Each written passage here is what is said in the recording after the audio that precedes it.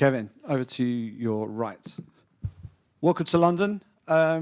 First of all, back down at welterweight. Is this a reset and a move back down to the division permanently, or is this just the next assignment that you've been given?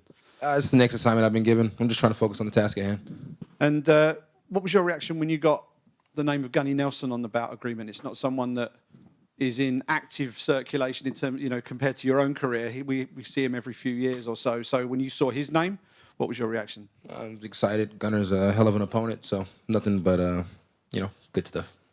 And your career is pretty incredible in terms of the cadence of your fights. I think barely 4 months goes by without you signing a bout agreement and stepping into the cage.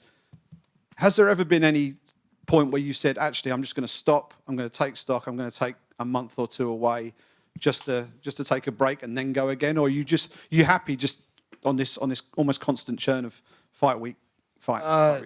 Yeah, I mean, I've thought about it before, but it's like every time I think about sitting down for a little while, they call me and I'm like, hell yeah. So it's like after I hurt the rib, it would have been smarter to sit down, but at the end of the day, it's like sitting at home is kind of boring. So happy to be here.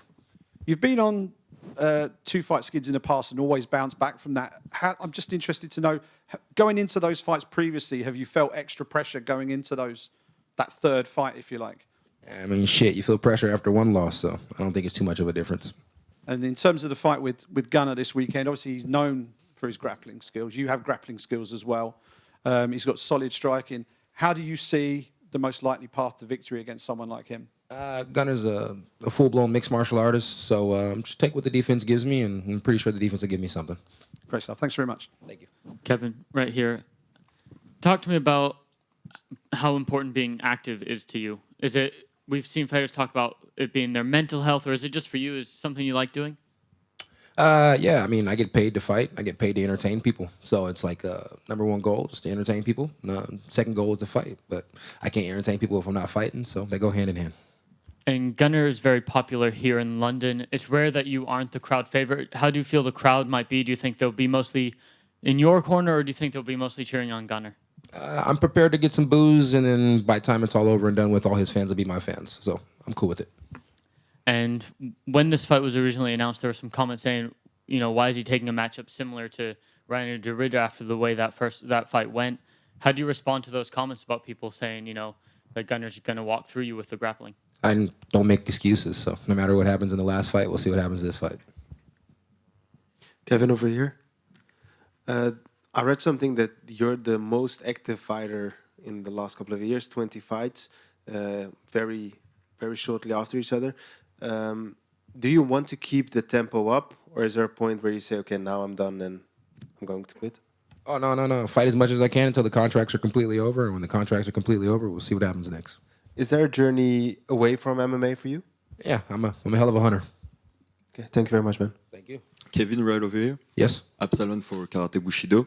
They all talk about the cadence of your fight. We know you like to buy good stuff after your fight. Is there a motivation, maybe a new whip you want to buy? No, I've been. We're actually working with a sponsor right now that does cars, but no, I've been buying land lately and just making sure my animals and stuff are good. So just more cattle and more land. That's all I need. You talked about the after career. We saw your famous apparition on the Jackson podcast. Is a podcast something you want to do in the future? No, me personally, I don't listen to like the podcasts when I'm driving down the street, and I don't watch podcasts. So it's pretty hypocritical to do something that I don't do. I tried a podcast for a while, and I guess the fact that I don't watch them, I couldn't really get into it the way I need to. I had a hell of a podcast partner, but no, I just plan on, after it's all over and done with, I'll try and stick away from all the fighting and stuff and stick with the farming and the cattle, the hunting only. You were a great host. So you also had a fight before where you said that the more entertaining you want to be the most entertaining. Do you feel like more pressure because you're expected to be entertaining against Gunnar Nelson? No pressure at all. I mean, Gunnar has to be entertaining as well. I mean, if guys go out with the same game plan as RDR and shoot 3 seconds of the fight and look for a choke, I mean, if people think that's entertaining, great for them. But I mean, it's kind of fucking boring. But it is what it is. So, are you good with the surname Big Mouth? I'm good with any name, as long as you don't call me anything offensive. All right. Thanks a lot. Thank you. Back here. Hi, Kev. Good morning, first of all. You are one of the most active and entertaining fighters of practically the history of this sport. You fought practically everyone from Chimaev to Chiesa to Jacare Ponzinibbio, and many more. Which fight would you say was the toughest for you, and which fight did you have the most fun in? It's like most fun, just depends on the day. Toughest fight, probably one of the fights that I lost because obviously I didn't win. So, it is what it is. What can we expect from you this Saturday night against Gunnar Nelson? Expect me to get my hand raised. Can you give us a prediction for the fight? I have no prediction. Gunner's a hell of a fighter, so I'm pretty sure it'll be hard for him to make a mistake, but I'll pull one out. Thank you, Kevin. Behind here, Kevin, you're known for your trash talk in the cage. Has there been any opponent of yours where you get that same vibe of trash talking, or what that influences you? No, I mean, I never trash talk. I just have casual conversations inside the cage, and if you take it as trash talking, I'm sorry. Okay, we spoke about your insane activity. When you look past the fight on Saturday, do you have any dream matchup, or do you just look what's coming towards you? No, my dream matchup is just always putting more numbers behind the next check, So just get a dub so that way I can continue to get to a better spot in life. Thank you. Thank you. Hi, Kevin. I'm referring to your legendary finish against Jacare is my question. You don't predict anything for Saturday, but do you have dreamed about something? Like how in Jacare fight I said I had a dream about this? I mean, Jacare was more nightmares. I'm happy it turned into a dream, though. Thanks. It was a light question. Hello, Kevin.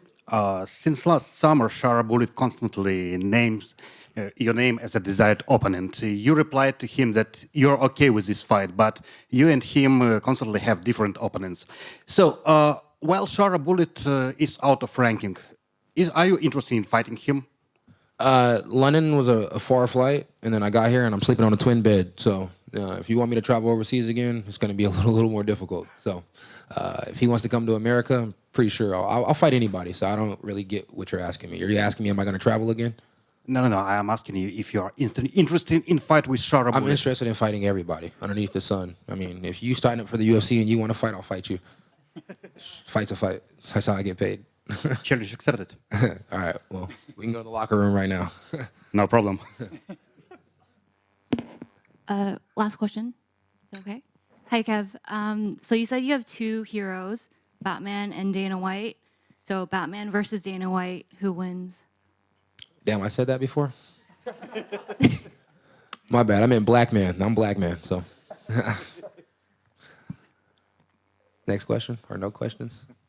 All right, guys. Been a pleasure.